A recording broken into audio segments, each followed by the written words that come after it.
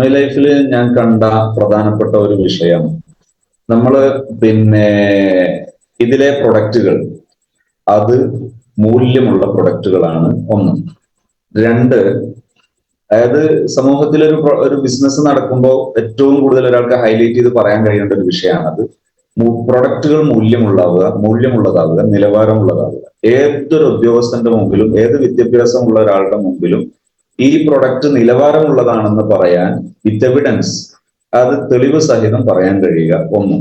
രണ്ട്, ഈ ബിസിനസ്സുമായി മുന്നോട്ട് പോകുന്ന സമയത്ത് ഒരാൾക്കും അയാളുടെ സമ്പത്തിനോ അയാളുടെ സമയത്തിനോ പരുക്കേൽക്കാതെ ഈ ബിസിനസ് ചെയ്യാൻ കഴിയുമെന്നത് ഞാൻ ഇതിനെ സെലക്ട് ചെയ്യാനും പ്രൊമോട്ട് ചെയ്യാനുള്ള ഒരു കാരണമാണ്. മൂന്ന്, നമുക്ക് പരസ്പരം ഒരാളുടെ കയ്യിലുള്ള മൂല്യങ്ങൾ മറ്റൊരാൾക്ക് പഠിപ്പിച്ചു കൊടുക്കാനും കൂടി ഒരു ഗ്രൗണ്ടായിട്ട് ഉപയോഗപ്പെടുത്താൻ പറ്റുന്നതാണ് ഈ ബിസിനസ്. അങ്ങനെ ആകുമ്പോൾ അതൊരുപാട് നേട്ടങ്ങൾ പരസ്പരം കൈമാറാൻ അത് ഉപകരിക്കും. ഉദാഹരണത്തിന് നേരത്തെ ഞാൻ പറഞ്ഞിരുന്നു വെൽനിസാറുമായി ഞാൻ അദ്ദേഹത്തിന്റെ വീട്ടിൽ പോവുകയും കാണുകയും സംസാരിക്കുകയും ചെയ്തിട്ടുണ്ട്. വെൽനിസാറുടെ ക്ലാസ്സുകളിൽ ഞാൻ പങ്കെടുത്തിട്ടുണ്ട്.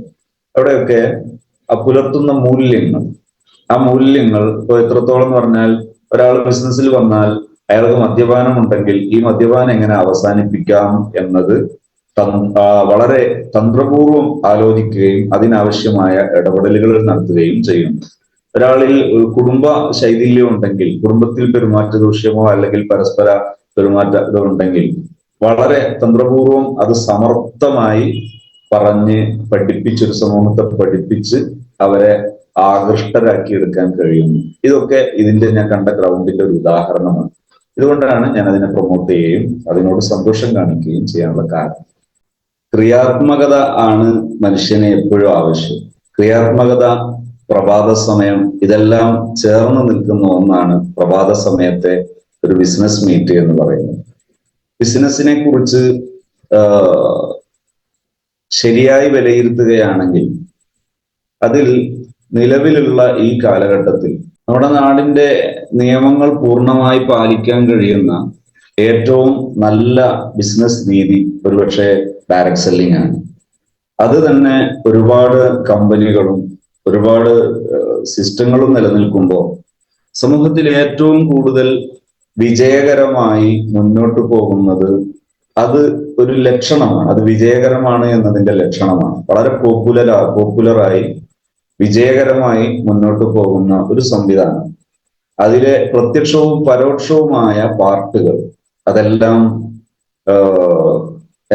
മൂല്യങ്ങൾ ഉൾക്കൊള്ളുന്നതാകുമ്പോൾ, ഉദാഹരണത്തിന് പ്രൊഡക്റ്റുകളുടെ മൂല്യങ്ങൾ, സർവീസ് രീതി, ഒരു കൺസ്യൂമർക്ക് കിട്ടേണ്ട, ഒരു കസ്റ്റമറിന് കിട്ടേണ്ട പ്രധാന മൂല്യങ്ങൾ, ഇതെല്ലാം സംരക്ഷിക്കപ്പെടുന്നതോടൊപ്പം ഒരു സമൂഹത്തിന്റെ മുൻനിരയിൽ വരുന്നത് അതിന്റെ വിജയിക്കാൻ ആവശ്യമായ പ്ലാനുകളുടെയും മറ്റ് പ്രധാന ഘടകങ്ങളുടെയും ഒക്കെ വിജയം എന്തായിരിക്കണം എന്നത് അതിൽ ഒത്തുചേർന്നിട്ടുണ്ട് എന്നതിന്റെ അടയാളമാണ് ഒരു സിസ്റ്റം മുന്നിൽ വരുന്നതിന്റെ അടയാളം.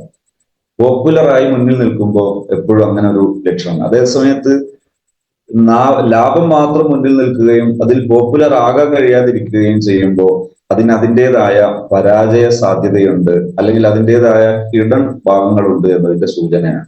ഇവിടെ നാം ഈ ഇടപെടുന്ന ഈ ബിസിനസ് സംവിധാനത്തെ കുറിച്ച് നമ്മൾ കൃത്യമായി മനസ്സിലാക്കിയാൽ ടാക്സ് നിയമം ലംഘിക്കുകയോ അതല്ലെങ്കിൽ മത നിയമങ്ങൾ ലംഘിക്കുകയോ ചെയ്യാതെ കൃത്യമായി നമ്മൾ ഉൾക്കൊള്ളുന്ന മൂല്യങ്ങളെല്ലാം കൊണ്ടു നടക്കാൻ നമ്മെ സഹായിക്കുന്ന ഒരു സിസ്റ്റമായിട്ട് നമുക്കിതിനെ മനസ്സിലാക്കാം. എനിക്ക് ഇതുമായി ബന്ധപ്പെട്ട് ഈ പ്രഭാത സദസ്സിൽ കുറച്ച് കാര്യങ്ങൾ ഉണർത്താൻ കഴിയുമെന്ന് ഞാൻ പ്രതീക്ഷിക്കുന്നു. അതിലൊന്ന് നമ്മുടെ എത്തിക്സ് ആണ്. ബിസിനസ് എത്തിക്സിൽ ഏറ്റവും പ്രധാനപ്പെട്ടത്, മനഃശാസ്ത്രം അനുസരിച്ച് ഏറ്റവും പ്രധാനപ്പെട്ടത് സത്യസന്ധത ഉണ്ടാവുക എന്നാണ്. ചിലപ്പോഴൊക്കെ ചിലർ പറയാറുണ്ട്, ഞാൻ ഒരിക്കലൊരു മാസത്തെ ഒരു പ്രോഗ്രാമിന് വേണ്ടി ഒരു വിദേശ യാത്ര നടത്തിയപ്പോൾ അതിൽ വെച്ച് ഒരാൾ എന്നോട് വളരെ സങ്കടം പറഞ്ഞു. എൻ്റെ കൂടെ ഒരു പ്രോഗ്രാമിൽ പങ്കെടുക്കുന്ന ഒരു വ്യക്തിയെ കുറിച്ച്, ഒരു ബിസിനസ്സുകാരനെ കുറിച്ച് ഒരു സുഹൃത്ത് പരാതി പറഞ്ഞു. നിങ്ങൾ അദ്ദേഹത്തോട് ഈ വിഷയം ഉണർത്തുമോ, വലിയ പ്രയാസമുണ്ട് എന്ന് പറഞ്ഞിട്ട് അദ്ദേഹത്തിന്റെ ഒരു ചെറിയ ന്യൂനത എന്നോട് പറഞ്ഞു. ചെറിയ ന്യൂനത അല്ല, ഒരു പ്രയാസകരമായ ഒരു വിഷയം. ഞാൻ അദ്ദേഹത്തോട് സൂചിപ്പിച്ചു, ബിസിനസ്സിൽ ഇങ്ങനെയൊക്കെ പോകുന്നത് ശരിയാണോ? തെറ്റായ കാര്യങ്ങൾ, നമ്മൾ തെറ്റാണെന്ന് വിശ്വസിക്കുന്ന കാര്യങ്ങൾ ചെയ്തുകൊണ്ട് മുന്നോട്ട് പോകുന്നത് ശരിയാണോ? അപ്പൊ അദ്ദേഹം എന്നോട് അതിന് പറഞ്ഞ മറുപടി, ഇവിടെ നമ്മുടെ ലക്ഷ്യം സമ്പാദിക്കലാണ്, സമ്പാദിക്കാൻ വേണ്ടി വന്നതാണ്. അവിടെ പിന്നെ ശരിയും തെറ്റും നോക്കുക എന്നത് അത്ര പ്രായോഗികമല്ല എന്നായിരുന്നു അദ്ദേഹത്തിന്റെ മറുപടി. അവിടെ നമുക്ക് അല്ലെങ്കിൽ നമ്മൾ മനസ്സിലാക്കേണ്ട ഒരു വിഷയം, ഇങ്ങനെ സമ്പാദിക്കേണ്ടി വരുന്ന ഒരവസ്ഥ അത് വളരെ ദയനീയമാണ്. പകരം അവിടെ മൂല്യങ്ങൾ സംരക്ഷിച്ചുകൊണ്ട് ബിസിനസ് ചെയ്യാൻ കഴിയുക എന്നത് ഒരാളുടെ ബിസിനസ് എത്തിക്സിലെ വളരെ പ്രധാനപ്പെട്ട ഒരു വിഷയമാണ്. എന്തുകൊണ്ട് എന്ന് ചോദിച്ചാൽ, ഒരാൾ ഈ മൂല്യങ്ങൾ നിരാകരിച്ചുകൊണ്ടാണ് ബിസിനസ് ചെയ്യുന്നതെങ്കിൽ ആ ബിസിനസ് പരാജയപ്പെടും. അത് എങ്ങനെ ആയാലും, അതായത് ഏതർത്ഥത്തിലാണെങ്കിലും ആ ബിസിനസ് പരാജയപ്പെടും. ഒന്ന്, കസ്റ്റമേഴ്സ് ഒരിക്കലും അദ്ദേഹത്തെ ഇന്നല്ലെങ്കിൽ നാളെ അദ്ദേഹത്തെ തിരിച്ചറിയുകയും അദ്ദേഹത്തിൽ നിന്ന് അകലുകയും ചെയ്യും. പ്രൊഡക്റ്റ് വിൽക്കുന്ന സമയത്ത് ഏറ്റവും കൂടുതൽ ശ്രദ്ധിക്കേണ്ട ഒരു സംഗതി, നമ്മൾ സത്യസന്ധത പുലർത്തുന്നതിന്റെ ഭാഗമായി നമ്മുടെ കസ്റ്റമർക്ക് അവരുടെ സമയം നഷ്ടപ്പെടാൻ പാടില്ല, അവരുടെ സമ്പാദ്യം നഷ്ടപ്പെടാൻ പാടില്ല, അവരുടെ ആരോഗ്യം നഷ്ടപ്പെടാൻ പാടില്ല എന്ന നിർബന്ധ ബുദ്ധി നാം വെച്ചു പുലർത്തിയാൽ തീർച്ചയായും ആ ബിസിനസ് വളരെ ഫാസ്റ്റ് ആയിട്ട് വികസിക്കും. ഈ ഫാസ്റ്റായിട്ട് വികസിക്കുന്നതിനെ കുറിച്ച് നമ്മൾ മനസ്സിലാക്കേണ്ടത്, അവിടെ ഒരു റൂൾ നമുക്ക് പാലിക്കാവുന്നതാണ്. Slow is fast. Slow is fast എന്ന് പറഞ്ഞാൽ, നമ്മൾ ഒരു ധൃതി പിടിക്കാതെ സാവകാശം കാര്യങ്ങൾ ചെയ്യാൻ സന്നദ്ധരാവുകയാണെങ്കിൽ തീർച്ചയായും നമുക്ക് ഉയരങ്ങൾ കീഴടക്കാൻ പറ്റും. വളരെ പെട്ടെന്ന് അതിന്റെ വളർച്ച ഉയരങ്ങളിലേക്ക് എത്താൻ അത് സഹായകമാകും. ഇവിടെ ധൃതി പിടിച്ച് നമ്മളൊരാളെ വഞ്ചിക്കുകയോ, ഒരാൾക്ക് നമ്മളെ മുഖേന നഷ്ടങ്ങൾ ഉണ്ടാവുകയോ, ഒരാൾക്ക് നമ്മളെ മുഖേന എന്തെങ്കിലും പ്രയാസങ്ങൾ സൃഷ്ടിക്കുകയോ ചെയ്താണ് മുന്നോട്ട് പോകുന്നതെങ്കിൽ അത് നമ്മുടെ തകർച്ചക്ക് കാരണമാകും. എത്രത്തോളം എന്ന് പറഞ്ഞാൽ, നമ്മളോട് ഒരാൾ സംസാരിക്കുന്ന ആൾ ഒരു പ്രൊഡക്റ്റ് വാങ്ങാൻ, നമ്മൾ ബിസിനസ്സുമായി ബന്ധപ്പെട്ടാണ് സംസാരിക്കുന്നത്, അദ്ദേഹം ഒരു പ്രൊഡക്റ്റ് വാങ്ങാൻ സാധ്യത ഉണ്ട്. എനിക്ക് സംസാരിക്കാൻ നല്ല സാമർഥ്യമുണ്ട്. ഈ സാമർഥ്യം ഉപയോഗിച്ച് അദ്ദേഹത്തെ കൊണ്ട് ഒരു പ്രൊഡക്റ്റ് വാങ്ങിപ്പിച്ചാൽ എനിക്ക് ഇപ്പോൾ ഒരു 50 രൂപയുടെ അല്ലെങ്കിൽ 100 രൂപയുടെ അല്ലെങ്കിൽ 200 രൂപയുടെ റീറ്റെയിൽ ഇൻകം കിട്ടും ഈ ഒരു പ്രൊഡക്റ്റിൽ നിന്ന്. അദ്ദേഹം ഇത് വാങ്ങിയാൽ ഒരിക്കലും ഉപയോഗിക്കാൻ പോകുന്നില്ല. എന്റെ സാമർഥ്യം കൊണ്ടോ അല്ലെങ്കിൽ എന്നോടുള്ള വ്യക്തിബന്ധം കൊണ്ടോ തൽക്കാലമായി അദ്ദേഹം ഇത് വാങ്ങുകയാണ് എങ്കിൽ ഞാൻ അദ്ദേഹത്തോട് പറയേണ്ടത്, നിങ്ങൾ ഉപയോഗിക്കാനോ നിങ്ങൾക്ക് ഇത് ഉപകാരപ്പെടാനോ സാധ്യതയില്ലെങ്കിൽ ഒന്നുകിൽ നിങ്ങൾ ഉപയോഗിക്കുക, അല്ലെങ്കിൽ ഉപയോഗിക്കാൻ സാധ്യതയുള്ള മറ്റൊരാൾക്ക് കൊടുക്കാൻ കഴിയുക. ഇങ്ങനെയുള്ള സാധ്യത നിങ്ങൾക്ക് ഇല്ലെങ്കിൽ അദ്ദേഹത്തിന് ആ പ്രൊഡക്റ്റ് നിങ്ങളിത് വാങ്ങണ്ട എന്ന് പറയാനുള്ള മനസ്സ് നമ്മൾ കാണിക്കണം. അതേസമയത്ത് കൃത്യമായ ഇൻഫർമേഷൻ നമ്മൾ നൽകണം. ഏതൊരാൾക്കും അവർക്ക് ഈ വിഷയത്തിലെ കൃത്യമായ ഇൻഫർമേഷൻ, ഇതിന്റെ ഉപകാരങ്ങൾ, ഇതിന്റെ നിലവാരം, അത്തരം സംഗതികൾ നമ്മൾ അവർക്ക് കൃത്യമായി പറഞ്ഞു കൊടുക്കുകയും പിന്നെ ബിസിനസ്സുമായി ബന്ധപ്പെട്ട മറ്റ് അതിന്റെ ട്രിക്കുകളും അതിന്റെ റണ്ണിങ് സ്റ്റൈലൊക്കെ അതിന്റെ നടത്തിപ്പ് രീതിയൊക്കെ നിരന്തരം ഇവിടെ വരുന്നതാണ്. അതായത് എങ്ങനെയാണ് ഒരാളെ ഇൻവിറ്റേഷൻ ചെയ്യേണ്ടത്, ഒരാളെ ഒരു പ്രൊഡക്റ്റ് പരിചയപ്പെടുത്തേണ്ടത് എങ്ങനെയാണ്, അതിന്റെ വിശദീകരണങ്ങൾ പ്രസന്റേഷൻ നൽകേണ്ടത് എങ്ങനെയാണ്, പ്രസന്റേഷൻ നൽകിയിട്ട് അതിന്റെ CTA കോൾ ടു ആക്ഷൻ അതെങ്ങനെയാണ് ചെയ്യേണ്ടത് എന്ന് പറഞ്ഞാൽ, നമ്മൾ ഒരാളോട് സംസാരിച്ച് കഴിഞ്ഞിട്ട് അത് കോൾ ടു ആക്ഷനിലേക്ക് കൊണ്ടുപോകാൻ നമുക്ക് പറ്റണം. അതൊരു ബിസിനസിന്റെ പ്രധാനപ്പെട്ട ഒരു ഭാഗമാണ്. അത്തരം കാര്യങ്ങൾ നമ്മൾ മനസ്സിലാക്കിയാൽ പോലും അതിന്റെ കൂടെ ഇതുകൂടി മനസ്സിലാക്കിയാൽ നമുക്കത് വലിയ വളർച്ച ഉണ്ടാക്കും. എന്ന് പറഞ്ഞാൽ അദ്ദേഹം ഒരു പക്ഷെ പ്രൊഡക്റ്റ് വാങ്ങിയിട്ടില്ലെങ്കിലും അദ്ദേഹം അടുത്തൊരു ദിവസം ഒരു പ്രൊഡക്റ്റ്, ഈ പറയപ്പെട്ട പ്രൊഡക്റ്റിനെ കുറിച്ച് വല്ല ആവശ്യകതയും വരുമ്പോൾ അയാൾ ആദ്യം ഓർക്കുക ഈ സംസാരിച്ച എണ്ണയാണ്. ഞാൻ ഒന്നുകൂടി വ്യക്തമായി പറയാം. ഞാനിപ്പോ നമ്മളെ ഏറ്റവും കൂടുതൽ ആവശ്യമുള്ള നമുക്ക് ഉപകാരപ്പെടുന്ന ഒരുപാട് പ്രൊഡക്റ്റുകൾ, വേസ്റ്റ് ഒരുപക്ഷെ ലൈഫ് ഈ കമ്പനിയിലെ ഒരു പ്രധാന ഒരു ഐക്കണാണെന്നൊക്കെ വേണം ചിലപ്പോൾ പറയാൻ പറ്റും. എല്ലാവരുടെയും പെട്ടെന്ന് ക്ലിക്ക് ആകുന്ന ഒരു സംഭവമാണ് പേസ്റ്റ്. ഒരു തവണ പേസ്റ്റ് കിട്ടിയാൽ അവർ പിറ്റത്തെ തവണ ചോദിക്കും ആ പേസ്റ്റ് ഉണ്ടോ എന്ന് ചോദിക്കും. ഇതുപോലെ വളരെ ഉപകാരപ്പെടുന്ന ഒന്നാണ് കഫ്നിൽ. കഫ്നിലാകുമ്പോൾ നമുക്ക് ഇന്ന് നമ്മുടെ ഈ കേരളീയ സാഹചര്യത്തിലൊക്കെ പെട്ടെന്ന് കഫം ബാക്ടീരിയ സാന്നിധ്യം ഉണ്ടാവുകയും അതിൽ ചെറിയൊരു പരുക്കുണ്ടായാൽ അത് ആദ്യം സ്വാധീനിക്കുക തൊണ്ടയാണ്. അതായത് ഫാരിങ്സ് ലാരിങ്സിനെ സ്വാധീനിക്കും. ഇതുപോലെ മറ്റൊന്നാണ് ബ്രങ്കിസിനെ സ്വാധീനിക്കും. ബ്രങ്കിനെ സ്വാധീനിക്കുമ്പോൾ അത് ലങ്സിനെ ബാധിക്കും. ഇതൊക്കെ ഭയങ്കര പ്രയാസം ഉണ്ടാക്കുന്ന അസുഖമാണ്. അത് പ്രയാസം ഉണ്ടാക്കാന്ന് പറഞ്ഞാൽ സംസാരിക്കാൻ ബുദ്ധിമുട്ട്, പിന്നെ എന്തെങ്കിലും കാര്യങ്ങൾ ചെയ്യാൻ ബുദ്ധിമുട്ട്, അങ്ങനെ ബുദ്ധിമുട്ടുണ്ടാകും. ഈ ബുദ്ധിമുട്ട് പരുക്കില്ലാതെ പരിഹരിക്കാൻ സഹായിക്കുന്ന ഒരു പ്രൊഡക്റ്റാണ് കഫ്. കഫ് റിലീസ് ചെയ്യാൻ സഹായിക്കുന്നതാണ്. അപ്പൊ അത് ഒരാൾക്ക് ഞാൻ ആവശ്യമില്ലാതെ കൊടുക്കുന്നതിന് പകരം ഞാൻ അയാളോട് പറയുന്നത് ഇത് നല്ലതാണ്. അപ്പൊ അയാൾ ഇത് വാങ്ങൂല. ഇപ്പൊ തന്നെ അയാൾ കാണുന്നത് ഒരു കോഴിക്കോട് ബസ് സ്റ്റാൻഡിൽ വെച്ചാണ്. അയാളുടെ നാട് വടകരയാണ്. അയാൾ ഇപ്പൊ പോകുന്നത് തിരുവനന്തപുരത്തേക്കോ അല്ലെങ്കിൽ വേറെ ഏതോ സ്ഥലത്തേക്ക് പോവാണ്. 2 ദിവസം കഴിഞ്ഞിട്ടാണ് തിരിച്ചു വരിക. ഇപ്പൊ കൊടുത്താൽ അയാൾക്ക് അത് ഉപകരിക്കൂല, അത് വഴിയിൽ നഷ്ടപ്പെടും ഉറപ്പാണ്. അത്തരൊരു സാഹചര്യത്തിൽ എന്റെ നിർബന്ധത്തിന് വഴങ്ങി, സാമർഥ്യത്തിന് വഴങ്ങി അയാൾക്കൊന്ന് വാങ്ങിക്കുന്നതിന് പകരം അയാൾ നഷ്ടപ്പെടാൻ സാധ്യതയുള്ള സമയത്ത് എനിക്ക് 150 രൂപ അല്ലെങ്കിൽ 190 രൂപ കിട്ടിക്കോട്ടെ എന്ന് കരുതിയിട്ടാണ് വാങ്ങുന്നതെങ്കിൽ ഇപ്പോൾ നിങ്ങൾക്ക് ഉപകാരപ്പെടില്ലെങ്കിൽ നിങ്ങൾ വാങ്ങണ്ട. ഇതിന്റെ ഉപകാരം ഇന്നതാണ് എന്ന് ഞാൻ അദ്ദേഹത്തെ പറഞ്ഞു ധരിപ്പിച്ചാൽ പിന്നൊരു ദിവസം ഈ വിഷയത്തിന്റെ ആവശ്യകത ഓർമ്മ വരുമ്പോൾ ആദ്യം ഓർക്കുക എന്നെയാണ്. അതല്ല, ഞാൻ നിർബന്ധിച്ച് അദ്ദേഹത്തിന്റെ കയ്യിൽ ഇത് പെടുത്തിയാൽ അദ്ദേഹം ഇനി ഈ കഫ്നീരിന്റെ ഒരു ഓർമ്മ വരുമ്പോ അദ്ദേഹത്തിന്റെ മനസ്സിൽ വരിക അയാൾ എത്തുന്നു വാങ്ങണ്ട, അയാൾ ഇനി എനിക്ക് ഉപകാരപ്പെടാത്ത വേറൊരു സാധനം കൂടി എന്നെ കൊണ്ട് വാങ്ങിക്കാൻ സാധ്യതയുണ്ട്, അതുകൊണ്ട് വേറെ ആരടുത്തെങ്കിലും വാങ്ങാം എന്ന് അയാൾ ചിന്തിക്കും.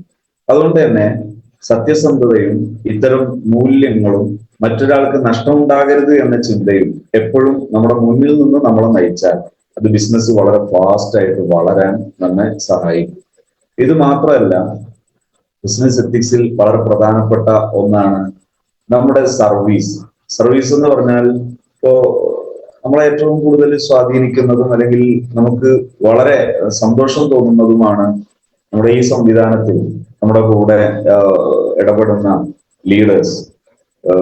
പിന്നെ പ്രത്യേകിച്ച് അരീഷ്ണ സാറൊക്കെ പലപ്പോഴും നമ്മളെ ഒരു വിഷയം വന്നാൽ ആവശ്യത്തിന് സർവീസ് ചെയ്യാൻ നിതാന്ത ജാഗ്രത പുലർത്തുകയും അതിനാവശ്യമായ ഒരു സഹായം ആർക്ക് വേണമെങ്കിലും ചെയ്തു കൊടുക്കാനുള്ള ആ നിറഞ്ഞ മനസ്സ്. ചിലപ്പോൾ ഈ സിസ്റ്റം അനുസരിച്ച് അവർക്ക് വ്യക്തിപരമായി സാമ്പത്തിക ബെനിഫിറ്റ് ഇല്ലാത്ത സമയത്ത് പോലും അവരെന്ത് ചെയ്യുന്നു, പരസ്പരം സഹായിക്കുന്നു, പരസ്പരം സഹകരിക്കുന്നു, ആ ഉപകാരം ചെയ്യാൻ മനസ്സ് കാണിക്കുന്നു എന്നത് അവരുടെ വലുപ്പം വർദ്ധിക്കാനും അവരുടെ ആ വ്യക്തിപരമായ പ്രശസ്തിയുടെ വിശാലത വർദ്ധിപ്പിക്കാനും ഇതേറെ കാരണമാകുന്നതാണ്.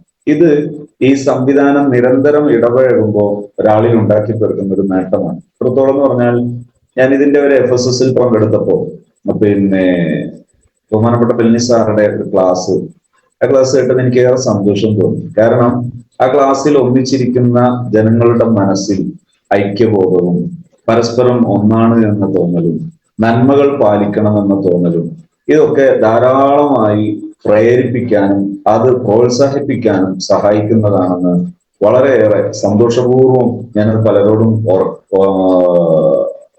പങ്കുവെക്കാറുണ്ട്. എനിക്ക് സൂചിപ്പിക്കാനുള്ളത് ഈ മൂല്യങ്ങൾ, അതായത് കൂട്ടായി വർക്ക് ചെയ്യുന്ന സമയത്തുള്ള ഇത്തരം പിന്നെ ഇടപെടലുകൾ വീണ്ടും വീണ്ടും നമ്മളിൽ പുതിയ സന്ദേശം ഉണ്ടാക്കും. പ്രത്യേകിച്ച് ഇവന്റുകൾ, പ്രോഗ്രാമുമായി ബന്ധപ്പെട്ട നമ്മുടെ ബിസിനസ്സുമായി ബന്ധപ്പെട്ട ഇവന്റുകൾ സംഘടിപ്പിക്കുമ്പോൾ ഇതിന്റെ ഒരു റിക്വസ്റ്റ് കൂടിയാണ്. ഇവന്റുകൾ സംഘടിപ്പിക്കുന്ന സമയത്ത് പരമാവധി എല്ലാ വിഭാഗം ആൾക്കാരും ഉൾക്കൊള്ളുന്ന മൂല്യമുള്ള ആക്ടിവിറ്റീസുകൾ ആഡ് ഓൺ ചെയ്യുകയും അല്ലാത്ത, ഉദാഹരണത്തിന് സ്കൂൾ സംവിധാനം വരുന്ന സമയത്ത് സ്കൂളിൽ സൂംബ ഡാൻസ് കൊണ്ടുവരുന്നു. സൂംബ ഡാൻസ് എന്നത് AIയോട് ചോദിച്ചാൽ അതല്ലെങ്കിൽ അതിന്റെ ഒരു ചരിത്രപരമായ അതിന്റെ ഒരു മുൻകാലം പരിശോധിച്ചാൽ പലപ്പോഴും ഡ്രഗ്സിന്റെ കൂടെ വരുന്ന ഒരു ആക്ഷനാണ് സൂംബ ഡാൻസ് എന്ന് പറയുന്നത്. അത് ചില കരിക്കുലം മേഖലയിലൊക്കെ പ്രവർത്തിക്കുന്ന ചിലര് കാര്യമായി ആലോചിക്കുകയൊന്നും ചെയ്യാതെ അങ്ങോട്ട് പ്രഖ്യാപിക്കുകയും പ്രോത്സാഹിപ്പിക്കുകയും ചെയ്യുന്നതിലൂടെ പിന്നീട് സ്ഥാപനങ്ങളിലൊക്കെ ഉണ്ടായിത്തീരുന്ന ഭവിഷ്യത്തും അതുകൊണ്ടുണ്ടായിത്തീരുന്ന പ്രയാസവും വളരെ വലുതാണ്. ഇതുപോലെ എന്തെങ്കിലും ചെറിയ ചെറിയ ആക്ടിവിറ്റീസുകളൊക്കെ കൊണ്ടുവരുന്ന സമയത്ത് പരമാവധി അത് മൂല്യങ്ങളെ ചേർന്ന് നിൽക്കാൻ സഹായിക്കുന്നതും ഒരു സമൂഹം ഉൾക്കൊള്ളുന്ന നല്ല നല്ല വശങ്ങളെ ഉൾക്കൊള്ളുന്ന അത്തരം ഏരിയകളുള്ള ആക്ടിവിറ്റി കൂടി ഇവന്റിൽ കൊണ്ടുവന്നാൽ ഇവന്റ് മാനേജ്മെന്റ് ടെക്നിക്കിന്റെ ഭാഗമായിട്ട് നമ്മൾ സമൂഹത്തിന് നൽകുന്ന നല്ല മെസ്സേജ് അത് നമ്മുടെ ഈ ഇത്തരം പ്രോഗ്രാമുകളിൽ നന്നായിട്ട് ഉപകരിക്കും. ഉദാഹരണത്തിന് ഏത് മതവിശ്വാസിയാണെങ്കിലും അല്ലാത്തവരാണെങ്കിലും ഒക്കെ പൊതുവായ ഒരു മനുഷ്യന്റെ ഒരു താല്പര്യമാണ് ഒരു പുരുഷനും സ്ത്രീയും ഒന്നിച്ച് ഒരു പങ്കാളിയായി ഇണയായി ജീവിക്കുന്ന സമയത്ത് എന്റെ ഒരു ജീവിത പങ്കാളി മറ്റൊരാളുടെ കൂടെ സ്വകാര്യ ജീവിതം പങ്കുവെക്കുക എന്നത് ആർക്കും ഒരു മൂല്യമായി കാണുകയില്ല. അതിപ്പോ ലോകോത്തര രാജ്യങ്ങളിൽ ഒരു അമേരിക്കൻ പ്രസിഡന്റോ അല്ലെങ്കിൽ ഒരു ഓസ്ട്രേലിയയുടെ രാജ്യത്ത് ഉന്നത തലത്തിൽ നിൽക്കുന്നവരോ അങ്ങനെ ലോകരാജ്യങ്ങളിലെ സമൂഹം ഉന്നതരാണെന്ന് കണക്കാക്കുന്നവർ അവരാരും അവരവരുടെ ജീവിത പങ്കാളിയെ ഇതുപോലെ ചെയ്യാൻ ഇഷ്ടപ്പെടുന്നില്ല. ഇതൊരു മാനുഷികമായ ഒരു സംഗതിയാണ്. അത്തരം ഒരു ഒരു മൂല്യം, അതായത് പരസ്പരം ഇണയും തുണയുമായി ജീവിക്കുന്ന ജീവിത പങ്കാളികൾ അവരുടെ സ്വകാര്യതകൾ നഷ്ടപ്പെടാൻ കാരണമാകുന്ന അവസരങ്ങൾ അത് വരാതിരിക്കാൻ പരമാവധി ശ്രദ്ധിക്കുന്നത് എന്റെ ശ്രദ്ധയിൽപ്പെട്ടിട്ടുണ്ട്. അത്തരം സംഗതികൾ നമ്മുടെ പ്രോഗ്രാമും ഇവന്റ് മാനേജർ ടെക്നിക്കും ചെയ്യുന്ന സമയത്ത് ശ്രദ്ധിക്കുമ്പോൾ കൂടുതൽ വളർച്ച ഉണ്ടാവുകയും അത് കൂടുതൽ സമൂഹത്തിന് ഒരു ധൈര്യം ഉണ്ടാക്കുകയും ചെയ്യും ഇത്തരം സംവിധാനങ്ങളിൽ വളരാൻ. ഇപ്പൊ ഇവിടെ ബിസിനസ് മൂല്യങ്ങളുമായി ബന്ധപ്പെട്ട് നമ്മൾ മുന്നോട്ട് പോകുമ്പോൾ ഏറ്റവും കൂടുതൽ കാത്തു സൂക്ഷിക്കേണ്ട ഒന്നാണ് സ്കില്ലുകൾ. സ്കില്ലുകളിൽ വളരെ പ്രധാനപ്പെട്ടതാണ് കമ്മ്യൂണിക്കേഷൻ സ്കിൽ. ഡൽഹി സാറുടെ ക്ലാസ്സുകളിലൊക്കെ അത് നിരന്തരം നല്ല രീതിയിൽ അതിന്റെ നർമ്മങ്ങൾ ചേരേണ്ട രീതി അളവിൽ കൃത്യമായി നർമ്മങ്ങൾ ചേർത്തും അതുപോലെ ഉദാഹരണങ്ങൾ ചേർക്കേണ്ട സ്ഥാനത്ത് കൃത്യമായ ഉദാഹരണങ്ങൾ ചേർത്തും ആശയത്തിന്റെ ഗാംഭീര്യത വേണ്ടെടുത്ത് ആശയത്തിന്റെ ഗാംഭീര്യം ചേർത്തൊക്കെ നിരന്തരം നമുക്ക് ആ ക്ലാസ് കിട്ടാറുണ്ട്. അതിൽ നമ്മൾ പാലിക്കേണ്ട മര്യാദകൾ പറയുമ്പോൾ കൃത്യമായി പറയാറുള്ള ഒന്നാണ് സ്കില്ലുകൾ. ഇപ്പൊ കമ്മ്യൂണിക്കേഷൻ സ്കിൽ എന്ന് പറഞ്ഞാൽ ഒരാളെ കണ്ട് സംസാരിക്കുന്ന സമയത്ത് അയാളോട് പേര് ചോദിക്കുക എന്നത് സ്വാഭാവികമായ ഒരു നല്ല പരിചയപ്പെടൽ രീതിയാണ്. പക്ഷെ അവിടെ ഒരു ടോൺ ഉപയോഗിക്കുന്നത് ശ്രദ്ധിക്കണം. സാധാരണ പോസിറ്റീവ് സൈക്കോളജിയിൽ ട്രാൻസാക്ഷണൽ അനാലിസിസ് TA, ആ TA ആകത്തുക ടോൺ ഓഫ് വോയിസ് ആണ്. ഉദാഹരണത്തിന് ഞാൻ ഒരാൾ ചോദിക്കുന്നു നിങ്ങളെ പേരെന്താണ്, ആ പേരെന്താണ് എന്ന് ചോദിക്കുന്നത് ഒന്ന് ഒരു മധുരം ചേർത്ത് ചോദിക്കാൻ പറ്റിയാൽ അദ്ദേഹത്തെ നന്നായിട്ട് അത് ആകർഷിക്കാൻ നമ്മൾ സഹായിക്കും. ഇപ്പൊ എന്താ നിങ്ങളെ പേര് എന്ന് ചോദിക്കുന്ന സ്ഥാനത്ത് എന്റെ പേര് ഇന്നതാണ്, നിങ്ങളുടെ പേര് എന്ന് ചോദിക്കുമ്പോഴേക്ക് അതിനെന്ത് വന്നു? ടോൺ ഓഫ് വോയിസ് വളരെ പോസിറ്റീവായി മാറി. ഇത് കമ്മ്യൂണിക്കേഷൻ സ്റ്റൈലാണ്. ഈ കമ്മ്യൂണിക്കേഷൻ സ്കില്ലുകൾ ഡെവലപ്പ് ചെയ്യുക. ഒരാവശ്യമില്ലാത്തൊരു സംസാരം ഒരാൾ വീട്ടിൽ ചോദിച്ചിട്ട് നിങ്ങൾ എന്തെടുക്കുക കിടക്കായിരുന്നു എന്ന് ചോദിക്കുന്നതിന് പകരം സന്തോഷമല്ലേ ഒരു നല്ല വാക്കിലൂടെ മാത്രം അത് ഒതുക്കിയാൽ അത് കമ്മ്യൂണിക്കേഷൻ സ്പീഡ് ആകാനും കമ്മ്യൂണിക്കേഷൻ നന്നായിട്ട് ക്ലിക്ക് ആകാനും അത് ഉപകാരപ്പെടും. ഇതുപോലെ മറ്റൊന്നാണ് കമ്മ്യൂണിക്കേഷൻ സ്കിൽ വളരെ ഡീപ്പായിട്ട് ചർച്ച ചെയ്യപ്പെടേണ്ട ഒരു വിഷയമാണ്. ബിസിനസ്സുകാർക്ക് ഏറ്റവും പ്രധാനമാണ്. അവിടെ കമ്മ്യൂണിക്കേഷൻ സ്റ്റേറ്റുകളൊക്കെ മനസ്സിലാക്കണം. ഇപ്പോ ഒരു വീട്ടിലേക്ക് ചെന്ന് നമ്മൾ അല്ലെങ്കിൽ മറ്റൊരാളോട് എവിടെ വെച്ചായാലും ശരി നമ്മളൊരു പ്രൊഡക്റ്റ് പരിചയപ്പെടുത്താൻ വേണ്ടിയോ ബിസിനസ് പരിചയപ്പെടുത്താൻ വേണ്ടിയോ ഒരാളുടെ അടുത്ത് ചെന്ന് സംസാരിക്കുന്ന സമയത്ത് ചിലപ്പോൾ കമ്മ്യൂണിക്കേഷൻ പൊസിഷനിൽ നിൽക്കുമ്പോൾ ചിലർ CP പൊസിഷനിൽ നിൽക്കുന്നവരുണ്ടാകും. എന്ന് പറഞ്ഞാൽ ക്രിട്ടിക്കൽ പാരന്റിംഗ് എന്നാണ് അതിന് പറയാം. അതായത് ഒരാളോട് നമ്മൾ പരിചയപ്പെടുത്തുമ്പോൾ ഇയാൾ എന്നെ കൊടുത്താൻ വരികയാണെന്നും ഇയാളെന്തോ ഇയാളുടെ ആവശ്യം നേടാൻ വരികയാണെന്നും എന്ന് ചിന്തിച്ച് അതിനനുസരിച്ച് പെരുമാറുന്ന സമയത്ത് അതിനെ ഗണ്ണിക്കുകയോ അതിനെതിരെ ഒരു മത്സര ബുദ്ധിയോടെ അയാളെ കീഴ്പ്പെടുത്തുകയോ ചെയ്യുന്നതിന് പകരം അദ്ദേഹത്തോട് ഒന്ന് ആ വിനയം പ്രകടിപ്പിച്ച് അദ്ദേഹത്തെ ഒന്ന് പരിഗണിക്കുന്ന ഒന്ന് രണ്ട് വാക്കുകളും ഒന്ന് രണ്ട് പ്രധാന ഇടപെടലുകളും നടക്കുമ്പോൾ തന്നെ അദ്ദേഹം ഒരു അഡൽസിലേക്ക് അഥവാ ഒരു ഒന്നുകൂടെ നിലവാരമുള്ളിടത്തേക്ക് അദ്ദേഹം ഇറങ്ങി വരുന്നത് കാണും. ആ നിലവാരമുള്ളിടത്തേക്ക് ഇറങ്ങി വരുമ്പോൾ അതായത് നമ്മളതിന് പറയാ അയാൾ ഈ ക്രിട്ടിക്കൽ പാരന്റിങ്ങിലേക്ക് അതായത് വിമർശനാത്മക ചിന്തയിലേക്ക് ഒരു കുറ്റപ്പെടുത്തുന്ന ചിന്തയിലേക്ക് പ്രതിരോധ ചിന്തയിലേക്ക് അദ്ദേഹം ഇറങ്ങുമ്പോൾ നമ്മൾ എന്ത് ചെയ്യണം? ഒന്ന് ചൈൽഡിലേക്ക് ഇറങ്ങുക അഥവാ നർച്ചറൽ പാരന്റിങ്ങിൽ നിന്ന് മാറി ഒന്നുകൂടി ചൈൽഡിലേക്ക് ഇറങ്ങുക. അപ്പൊ അദ്ദേഹത്തോട് അദ്ദേഹത്തിന്റെ നിലവാരങ്ങൾ അദ്ദേഹത്തിന്റെ അഭിപ്രായങ്ങൾ ഇതെല്ലാം ഒന്ന് മനസ്സിലാക്കി ഒന്ന് കേട്ട് ആ സംഘം നിങ്ങൾക്ക് ഈ വിഷയത്തെ കുറിച്ചൊക്കെ നല്ല കാർക്കശ്യമുണ്ട് എന്നുള്ളത് അല്ലെങ്കിൽ നല്ല സൂക്ഷ്മത ഉണ്ട് ശ്രദ്ധയുണ്ട് എന്നുള്ളത് അത് നല്ലൊരു കാര്യമാണ് എന്ന് പറഞ്ഞ് ഈ വിഷയങ്ങളെ കുറിച്ചൊക്കെ നിങ്ങൾ ഇത്രയും ജാഗ്രത പുലർത്തുന്നുണ്ട് എന്നുള്ളത് ഒരു നല്ല കാര്യമാണ്. എന്ന് പറഞ്ഞതിന് ശേഷം അദ്ദേഹത്തോട് ചോദിക്കുന്നു, ഞാൻ ഇതുമായി ബന്ധപ്പെട്ട് ഒന്ന് രണ്ട് കാര്യം പറഞ്ഞാൽ ബുദ്ധിമുട്ടാവോ എന്ന് ചോദിച്ചാൽ നമ്മൾ ചൈൽഡിലേക്ക് ഇറങ്ങി. അദ്ദേഹവും എന്ത് ചെയ്യും? അഡൽട്ടിലേക്ക് ഇറങ്ങും. അഡൽട്ടിലേക്ക് ഇറങ്ങാന്ന് പറഞ്ഞാൽ അദ്ദേഹം ഒരു കേൾക്കുന്ന മനസ്സിലേക്ക്, ഇനി അദ്ദേഹത്തിന് വല്ലതും പറഞ്ഞാൽ എന്താണെന്ന് ശ്രദ്ധിക്കാം എന്ന മനസ്സിലേക്ക് വരുമ്പോൾ സംസാരിച്ചു തുടങ്ങിയാൽ അവിടെ നമ്മൾ സംസാരിക്കുന്നത് ക്ലിക്കാകാനുള്ള സാധ്യത വളരെ കൂടുതലാണ്. പിന്നെ ഒന്നാണ് നമ്മൾ ഒരു കമ്മ്യൂണിക്കേഷന്റെ സമയത്ത് ശ്രദ്ധിക്കേണ്ട ഒന്നാണ് നമ്മുടെ സ്വഭാവം. സ്വഭാവം എന്ന് എന്താന്ന് ചോദിച്ചാൽ നമുക്ക് പലപ്പോഴും ഡിഫൈൻ ചെയ്യാൻ ബുദ്ധിമുട്ടുന്നത് കാണാം. എന്താ സ്വഭാവം? നല്ല സ്വഭാവം. നല്ല സ്വഭാവം എന്ന് പറഞ്ഞാൽ എന്താ? ചിരിക്കുക. അപ്പൊ ചിരിക്കുക എന്ന് പറഞ്ഞാൽ അതാണോ സ്വഭാവം? അല്ല. ചിരിക്കുന്നത് സ്വഭാവത്തിന്റെ ഒരു ഭാഗമാണ്. അപ്പൊ സ്വഭാവത്തെ എങ്ങനെ ഡിഫൈൻ ചെയ്യാം? മറ്റൊരാളോട് നമ്മൾ പെരുമാറുന്ന സമയത്ത്, അഭിമുഖീകരിക്കുന്ന സമയത്ത് അയാളെ സന്തോഷിപ്പിക്കുന്ന രീതിയിലുള്ള പ്രവർത്തനമാണ് സ്വഭാവം. പക്ഷെ ഒരു കണ്ടീഷൻ കൂടിയുണ്ട്. എന്താണ് ആ കണ്ടീഷൻ? നമ്മൾ അദ്ദേഹത്തോട് സംസാരിക്കുന്ന സമയത്ത് അദ്ദേഹത്തെ സന്തോഷിപ്പിക്കുന്ന ആ പ്രവർത്തനം, അത് ഞാൻ ചെയ്യുന്ന രീതി, രണ്ട് രീതിയുണ്ട്. ഒന്ന് അതെന്റെ ഒരു സ്കില്ലാണ്, മറ്റൊന്ന് അതെന്റെ കേവലം ആക്ഷനാണ്, അഥവാ ഒരു ഇൻസിഡന്റ് ആണ്. ഞാൻ അതിനെ ഒരു ഉദാഹരിച്ച് പറയും. ഞാൻ പലപ്പോഴും എൻ്റെ ഒരു സുഹൃത്തിനെ പലപ്പോഴായിട്ട് പലയിടത്ത് വെച്ച് കാണാറുണ്ട്. കണ്ടാൽ ഞാൻ അദ്ദേഹത്തോട് ചിരിക്കാറില്ല, മുഖം കൊടുക്കാറില്ല, അദ്ദേഹത്തെ മൈൻഡ് ചെയ്യാറില്ല. അങ്ങനെയുള്ള ഞാന് അദ്ദേഹത്തെ എനിക്കൊരു ഉപകാരത്തിന് ആവശ്യമുണ്ട്, അപ്പൊ ഞാൻ അദ്ദേഹത്തോട് ചിരിക്കുന്നു, വളരെ മാന്യമായിട്ട് നല്ല രീതിയിൽ പെരുമാറുന്നു. അത് ഇൻസിഡന്റ് ആണ്, അതെന്റെ സ്വഭാവമല്ല. എന്റെ സ്വഭാവമാണെങ്കിൽ ഞാൻ അത്, എനിക്ക് ഒരാളെ കാണുമ്പോൾ ഒന്ന് പുഞ്ചിരിക്കുക എന്നുള്ളത്, അയാൾക്ക് ഒന്ന് ഫേസ് കൊടുക്കുക എന്നുള്ളത്, ഷെയ്ക്കാൻ്റെ കൊടുക്കൽ പോസിബിൾ ആണെങ്കിൽ ഒന്ന് ഷെയ്ക്കാൻ്റെ കൊടുക്കുക എന്നുള്ളത് അതെന്റെ സ്ഥിര സ്വഭാവമാണ്. എനിക്കത് ചെയ്യണം, അത് ചെയ്തേ എനിക്ക് പറ്റൂ. അതെന്റെ സ്വാഭാവികമായി വരുന്ന പ്രവണതയാണെങ്കിൽ അതെന്റെ സ്വഭാവം സ്കിൽ ലെവലാണ്. അതിനെ സ്വഭാവം ശരിക്കും പറയുള്ളൂ. അവിടെ മറ്റൊരു വശമുണ്ട്. ചിലപ്പോൾ നമ്മൾ ഈ സ്വഭാവം കാണിക്കാത്തപ്പോഴും സ്വഭാവം നമ്മുടെ ഉള്ളിലുണ്ടാകും.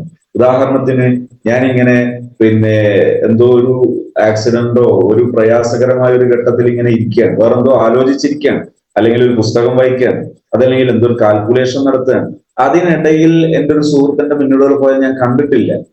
ആ കാണാത്ത സമയത്ത് എന്റെ സ്വഭാവം തന്നെയാണ് നല്ല പെരുമാറ്റം, പക്ഷെ അത് മറ്റൊരു കാരണം കൊണ്ട് പ്രത്യക്ഷപ്പെട്ടില്ല എന്ന് മാത്രം. അല്ലെങ്കിൽ ഒരു ദിവസം ഞാൻ പല്ല് പറിച്ചിട്ട് ഇഞ്ചക്ഷൻ ചെയ്തിട്ടിരിക്കുകയാണ്, ആ ചിരിച്ചാൽ ഈ മസിൽ ഇളകിയ പെയിൻ ഉണ്ടാകും, അപ്പൊ ഞാൻ ചിരിക്കുന്നില്ല. പക്ഷെ ചിരിക്കുന്നില്ലെങ്കിലും ആ ചിരി എന്റെ സ്വഭാവം തന്നെയാണ്. ഇതാണ് സ്വഭാവത്തിന്റെ ഒരു അളവ്. ഇനി ഞാൻ എല്ലായിടത്തും നമുക്ക് ഉപകാരപ്പെടുന്ന സ്വഭാവത്തിലെ പ്രത്യക്ഷമായ ഒന്ന് രണ്ട് ആക്ടിവിറ്റീസുകൾ പറയാം, ഒന്ന് രണ്ട് ആക്ഷനുകൾ പറയാം. ഒന്ന്, മറ്റൊരാളെ സന്തോഷിപ്പിക്കുന്നതിൽ ഏറ്റവും കൂടുതൽ നേട്ടമുണ്ടാക്കുന്ന ഒന്നാണ് ഐ കോണ്ടാക്ട്, മുഖം കൊടുക്കുക. നമ്മൾ മറ്റൊരാളെ കാണുമ്പോൾ ജീവിതത്തിലെ പ്രധാനപ്പെട്ട ഒരു പരിശീലനമായി അത് മാറും. പക്ഷേ ഇത് നിങ്ങൾക്ക് ബിസിനസിന്റെ ഭാഗമായി പരിശീലിക്കുന്ന സമയത്ത് അത് ക്വാളിറ്റി ആകണമെങ്കിൽ ഞാൻ ഇനി പറയുന്ന ഒരു കാര്യം കൂടി ശ്രദ്ധിക്കണം. അതായത് ഞാനത് പരിശീലിക്കേണ്ടത്, ഞാനൊരു കുടുംബനാഥനാണെങ്കിൽ എൻ്റെ വീട്ടിലെ എൻ്റെ ഭാര്യയുടെയും എൻ്റെ മക്കളുടെ അടുത്താണ് അത് പരിശീലിക്കേണ്ടത്. അവിടെ അത് പരിശീലിക്കാതെ നാട്ടിലുള്ളവരോടെല്ലാം ഞാൻ പുഞ്ചിരിക്കുന്നു, നല്ല രീതിയിൽ സംസാരിക്കുന്നു എന്നത് അപ്പോഴും സ്വഭാവമാണ് എന്ന് പറയാൻ കഴിയില്ല. എന്തെങ്കിലും ഒരു പ്രധാന ഇൻസിഡന്റ് വരുമ്പോൾ നമുക്കത് കഴിഞ്ഞു പോകും, നഷ്ടപ്പെട്ടു പോകും. ഒരു പ്രധാന വിഷയം വരുമ്പോൾ അപ്പൊ നമ്മളോടെല്ലാം മറന്നു പോകും. അങ്ങനെയാകാതിരിക്കാൻ നമ്മൾ ആദ്യം പരിശീലിക്കേണ്ടത് നമ്മുടെ വീട്ടിലാണ്. വീട്ടിലെ നമ്മുടെ മാതാപിതാക്കൾ, നമ്മുടെ ഭാര്യ, നമ്മുടെ മക്കൾ, അവരടുത്ത് പരിശീലിക്കണം. അവരടുത്ത് പരിശീലിച്ചിട്ട് പുറത്തും കൂടി പിന്നെ പ്രാക്ടീസ് ചെയ്യാം. അങ്ങനെ ചെയ്യുകയാണെങ്കിൽ ഒന്ന്, ഐ കോണ്ടാക്ട്. ഞാനൊരു 5 കാര്യം പറയാം. 2, സ്മൈൽ.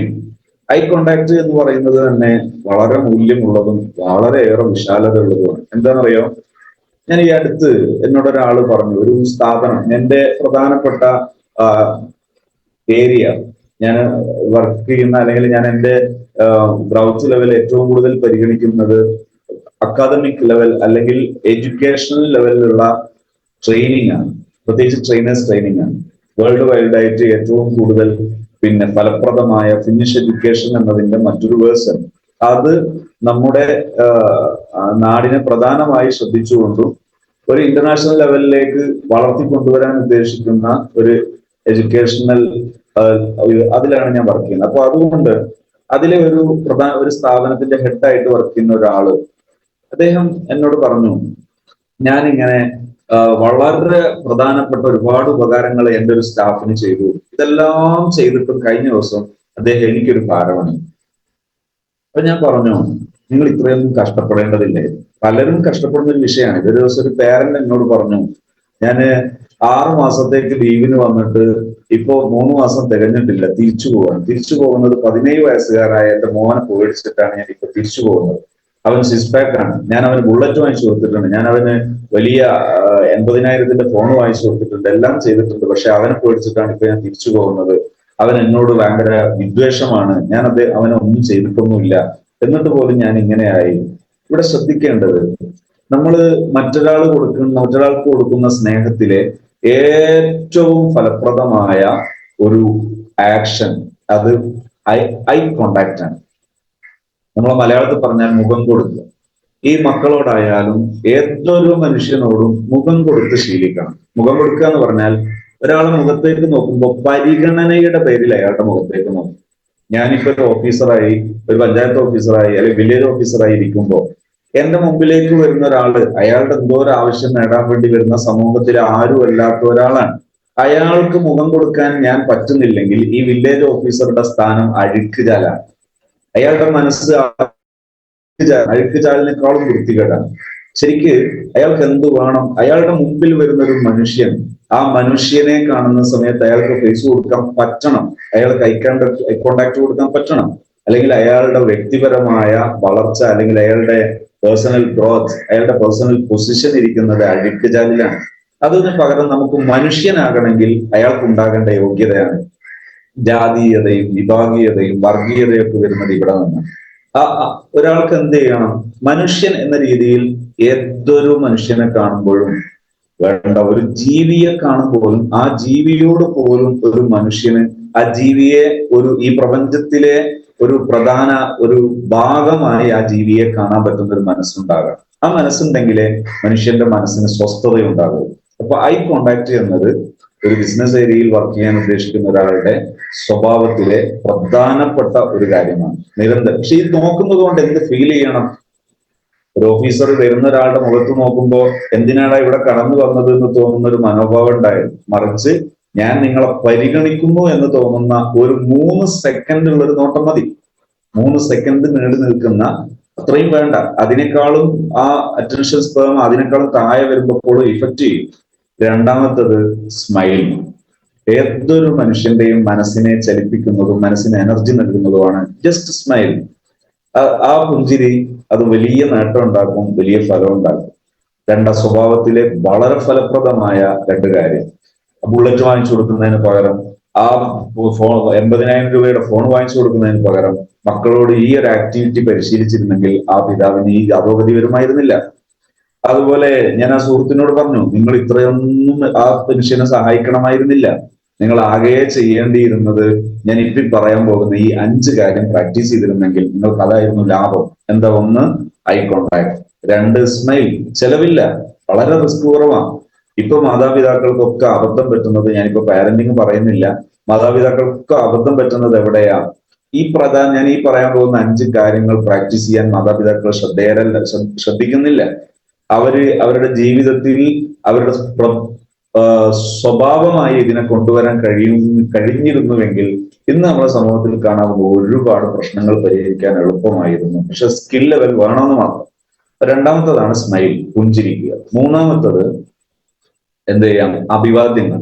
ഇപ്പോ മുസ്ലിംസ് പരസ്പരം കാണുമ്പോൾ അസ്സലാമു അലൈക്കും, വഅലൈക്കും അസ്സലാം എന്ന് പറയുന്നു. അതുപോലെ നമ്മൾ മലയാളികൾ പരസ്പരം കാണുന്ന സമയത്ത് നമസ്കാരം എന്ന് പറയുന്നു. ഇതൊക്കെ അഭിവാദ്യങ്ങളാണ്. ഈ അഭിവാദ്യങ്ങൾ ഇപ്പോ ഒരു സ്കൂളിലേക്ക് കടന്നു വരുമ്പോ ഗുഡ് മോർണിംഗ് എന്ന് പറയുന്നു. അതുപോലുള്ള അഭിവാദ്യ രീതികൾ മൂന്നാമത്തത്. പക്ഷെ ഇതും എന്തും ഒരു ഡിമാൻഡ് ഉണ്ട്. ഞാൻ പറയാൻ പോകുന്ന 5 കാര്യത്തിനുള്ള ഡിമാൻഡ് സന്തോഷം കൈമാറാൻ വേണ്ടിയാണ് ഇത് ചെയ്യേണ്ടത്. സന്തോഷം കൈമാറാൻ വേണ്ടി ഇത് ചെയ്യണം എന്നത് അതിന്റെ ഡിമാൻഡാണ്. അപ്പൊ മൂന്നാമത്തതാണ് അഭിവാദ്യങ്ങൾ. നാലാമത്തതാണ് അപ്രിസിയേറ്റ് ചെയ്യുക, ഒരാളെ അഭിനന്ദിക്കുക. ഇപ്പൊ മക്കളെയൊക്കെ ആണെങ്കിൽ നല്ല മോൻ എന്ന് പറയാം.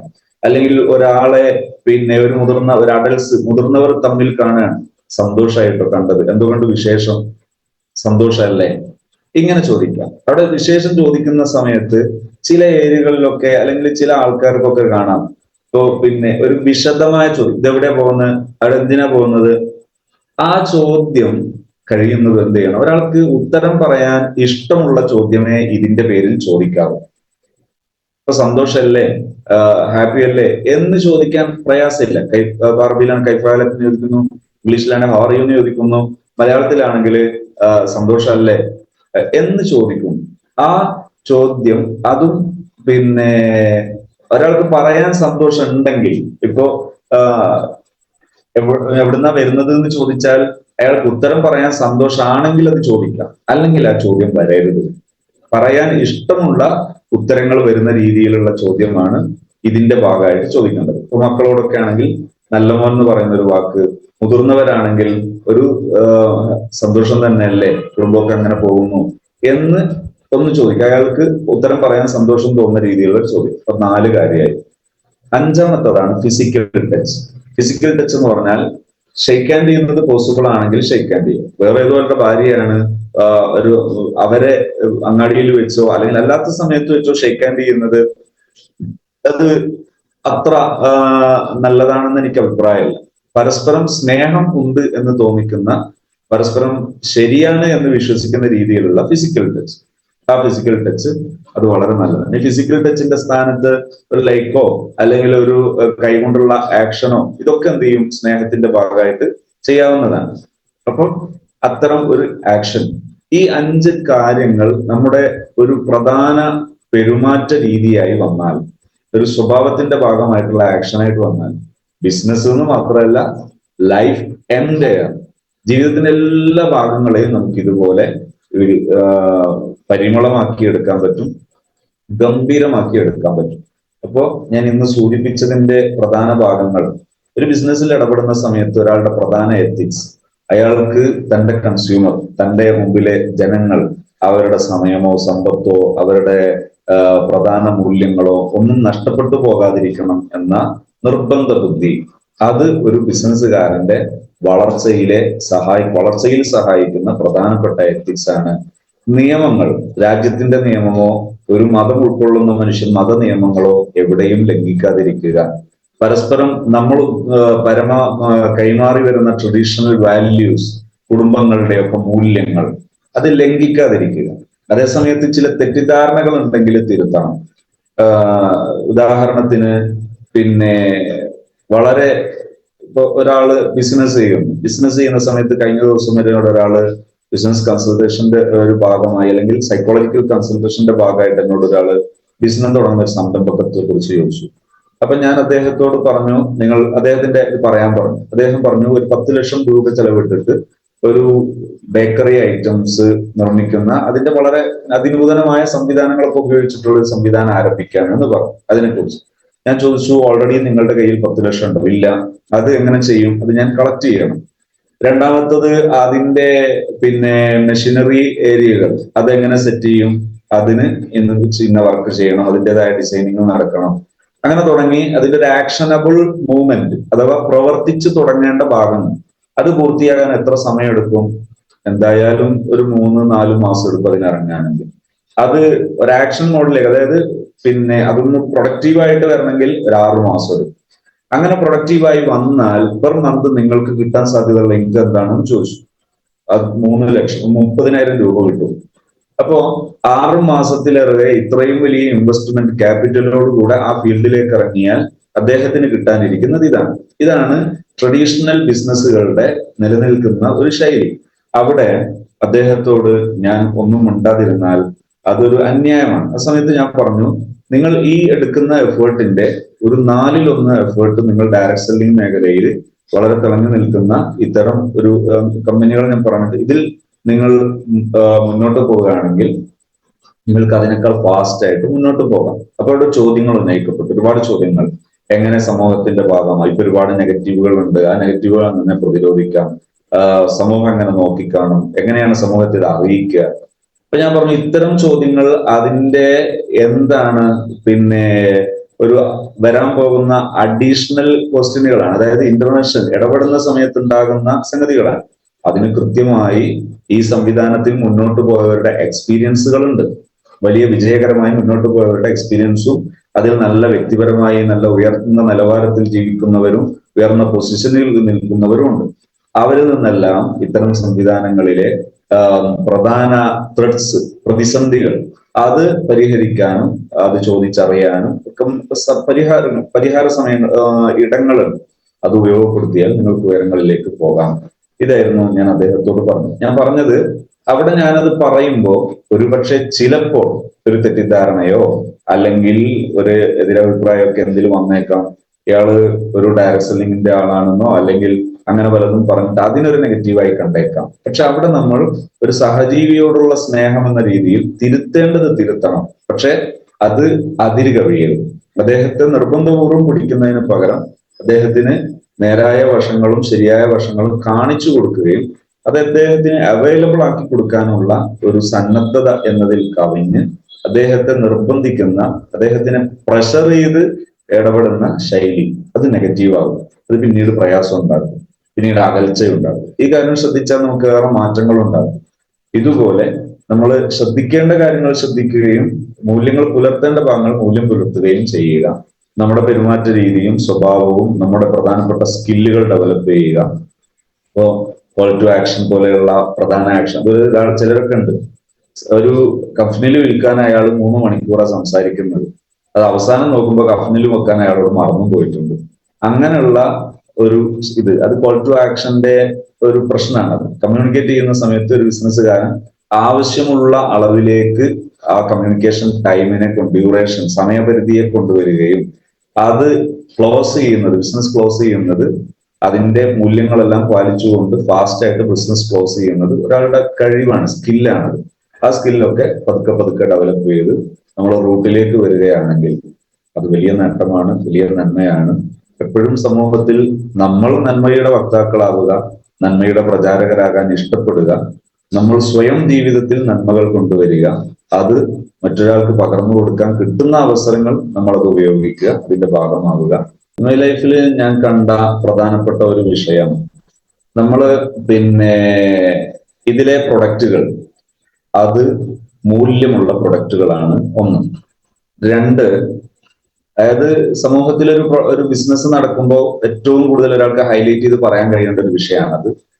പ്രൊഡക്റ്റുകൾ മൂല്യമുള്ളതാവുക, നിലവാരമുള്ളതാവുക.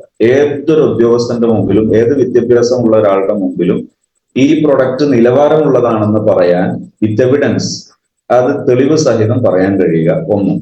2, ഈ ബിസിനസ്സുമായി മുന്നോട്ട് പോകുന്ന സമയത്ത് ഒരാൾക്കും അയാളുടെ സമ്പത്തിനോ അയാളുടെ സമയത്തിനോ പരുക്കേൽക്കാതെ ഈ ബിസിനസ് ചെയ്യാൻ കഴിയുമെന്നത് ഞാൻ ഇതിനെ സെലക്ട് ചെയ്യാനും പ്രൊമോട്ട് ചെയ്യാനുള്ള ഒരു കാരണമാണ്.